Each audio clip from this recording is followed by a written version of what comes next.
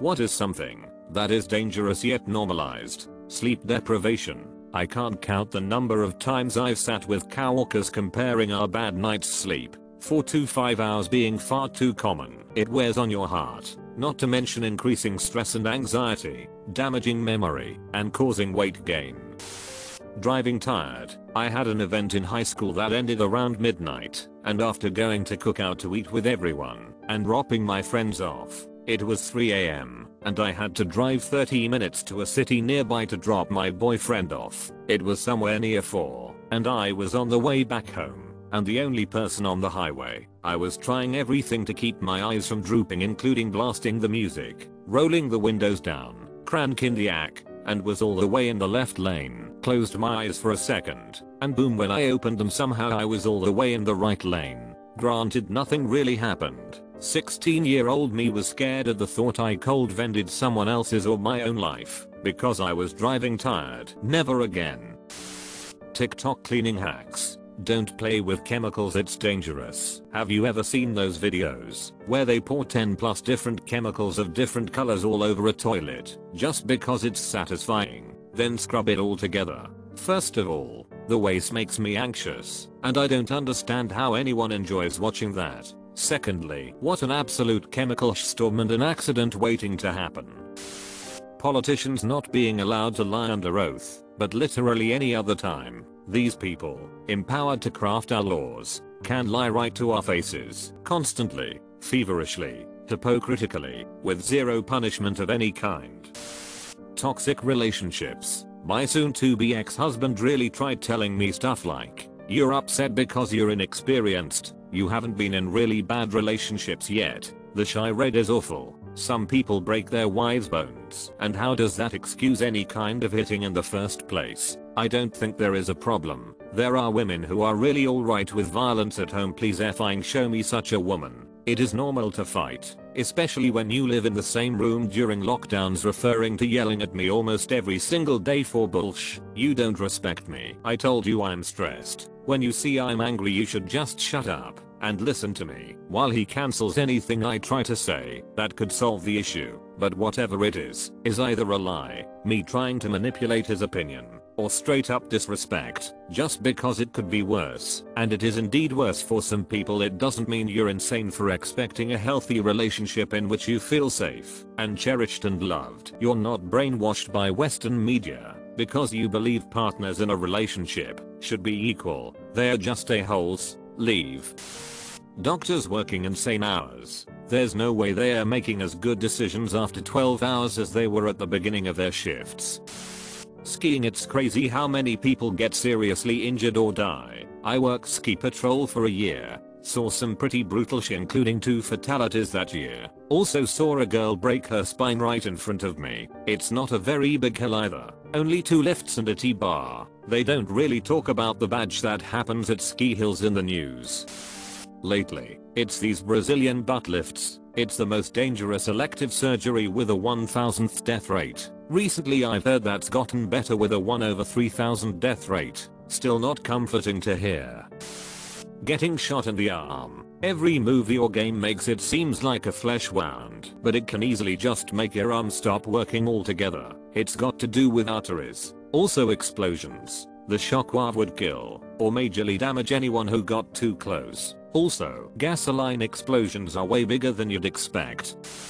People posting pics of their kid online/social media. Yeah, that annoys me. And the parents spend the money earned from it. I read about this YouTuber who adopted kid for Family Channel, and after she got the money she wanted, girl gave the kid back. I mean, don't give your kid the money at that age, but save it for his future. It's almost like legal child trafficking. I don't how our parent taking money from content they aren't a part of. Romanticizing mental illness and disorders. Because no, ADHD is not "do I have ADHD, I'm so quirky." It's literally being hyper-conscious of that one texture you felt 2 days ago that still makes your skin crawl. It's remembering the most useless details of anything, then beating yourself up for forgetting something that was necessary. It's having a total of maybe 2 hours of focus, while the rest of the day your brain is running a mile a second and everything is too much. Because OCD isn't you have to have OCD, you're always clean. It's having a panic attack over something spontaneous. It's being meticulous over everything. Because if it isn't, that one way you won't be able to function. Because that's the only thing your brain wants to focus on. It's constant routine that takes weeks to come to terms with a new one. Because your residency moved. Because PTSD isn't there so mysterious and hot. It's 3 cups of coffee and on your 3rd night awake. Because nightmares plague your sleep and death sounds like a viable option at this point. It's getting thrown back into memories that were so carefully pushed back so you can function like a semi-normal human being. It's small normal everyday things sending you into a crippling panic attack because it's connected to your trauma in a way that makes you want to tear your skin off. Because anxiety isn't a cute girl hiding behind a sign to watch a boy she likes walk by. It's throwing up at the thought of human interaction because your body makes you sick because it perceives it as dangerous. It's learning how to hide bad attacks during the school day just for it to fester up until your foot crosses the threshold of your home and suddenly you're on the floor unable to move because everything is weighing down on you. Because schizophrenia/schizoaffective isn't someone who needs locked up all the time. Because all of them are a threat to humanity. It's thinking your medication is poison. Because your brain hates you. It's family members finding you hidden in a kitchen cupboard because there's music playing that only you can hear. Accept me the way I'm culture. People should always be trying to learn and improve something about themselves. This just sounds like an excuse to not change. Being able to take constructive criticism is also a huge part of emotional maturity. Shutting up your kids with a screen, be it a TV or phone. I mean, we do that as adults too. It's not like we are not all watching TV and movies, to say nothing of gaming. Willingness to hate. So many people are willing to hate people they don't know, just because someone told them they should, or because they heard one side of a story. I've seen people hate certain people in the news, and when I ask them questions specific to the news story they are talking about they can't answer a single one correctly. I'll use Rittenhouse as an example because my brother, not going to take sides in this, just gonna use some examples. I talked to my brother and he didn't know how long ago the shooting was, didn't know we knew the names of the people killed for over a year, didn't know simple facts that were presented in court. I'm not saying whether he should hate Rittenhouse or not, but he should at least know the facts of the case before being so quick to hate someone so vehemently. I'm very much against hate in general, unless you were personally hurt, and even then it's not my cup of tea personally, but I won't judge.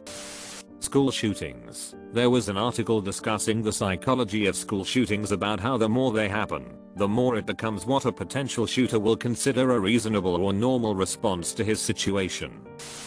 Consuming copious amounts of sugar or high fructose corn syrup. Ferrides. They're industrial machinery that you strap yourself to as they operate.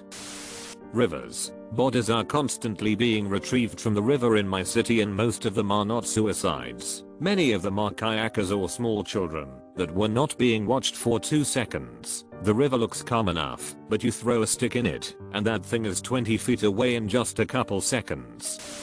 Doing your own research about matters of public health and safety.